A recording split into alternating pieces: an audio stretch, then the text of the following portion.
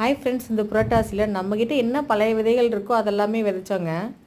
கொத்தவரை, தக்காளி, வெண்டை, அவரை.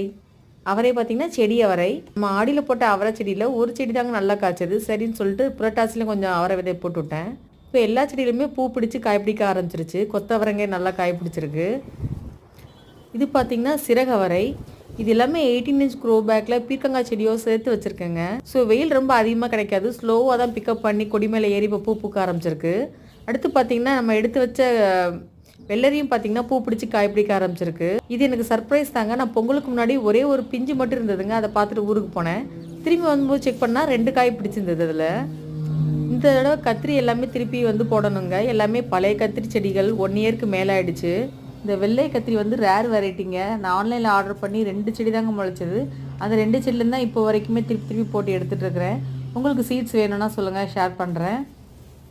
ரெய்னி சீசன் ஸ்டாப் ஆகிடுச்சிங்க. இனிமேல் பார்த்திங்கன்னா பூச்சி தாக்குதலும் நிறைய இருக்கும். நம்ம நிறையா கவனிக்கிற மாதிரி இருக்கும் எல்லா செடிகளையும். அது மாதிரி காய்கறி செடிகளுக்கு டெய்லியுமே தண்ணி ஊற்றுற மாதிரி இருக்கும். அப்போ தான் பூ நல்லா பிடிக்குங்க, காய் நல்லா காய்க்கும். பீர்க்கங்காய் நல்லா அறுவடைங்க, நிறையவே காய் கிடச்சிருச்சு. மொத்தம் ஒரு 4 செடி இருக்குதுன்னு நினைக்கிறேங்க. அந்த 4 செடியில் தான் வாரத்தில் பார்த்திங்கன்னா 4 காய் 5 காய் அறுவடை பண்ணிடுறேன் நான். வாரத்துக்கு ஒரு தடவை வேப்ப எண்ணெய் கரைசல், புளிச்சமோர் கரைசலுங்க. கோழி அவரையும் தட்டவரையும் நிறைய இருந்துச்சுங்க. அதை பொரியலுக்கு பறிச்சுக்கிட்டாச்சு. இதுக்கப்புறம் பார்த்திங்கன்னா ஒரு சூப்பரான அறுவடை. லெமன் பார்த்திங்கன்னா ஒரு பழமாக பழுத்து கீழே விழுக ஆரம்பிச்சிருச்சு. கொஞ்சம் உலுக்கி விட்டாலுமே காய் கீழே விழுக ஆரம்பிச்சிருச்சு. சரி, இதெல்லாமே பிடுங்கி நம்ம ஊறுகாய் போட்டுடலான்னு பிடுங்க ஆரம்பிச்சிட்டுங்க. ஓரளவு பழமாக இருக்கிற பழுக்க ஆரம்பித்த காய்கள் எல்லாமே பிடுங்க ஆரம்பிச்சிருச்சு. இங்கே பாருங்கள், இப்படி தான் ஒரு காயாக பழுக்குது. தரையில் விழுந்தால் எடுத்துக்கலாங்க. இந்த மாதிரி செவரில் இருந்துச்சுன்னா காற்றுக்கு வெளியே போய் விழுந்துடும். ஓரளவு காயாக இருக்கிறதெல்லாம் நம்ம வெளியே வச்சிட்டோம்னா பழுத்துருங்க. பழுத்ததுக்கப்புறம் நம்ம ஊறுகாய் போட்டுக்கலாம்.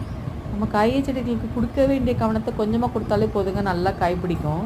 இதுதாங்க இன்றைக்கி அறுவடை. பிடிச்சிருந்தா லைக் பண்ணுங்கள், ஷேர் பண்ணுங்கள்,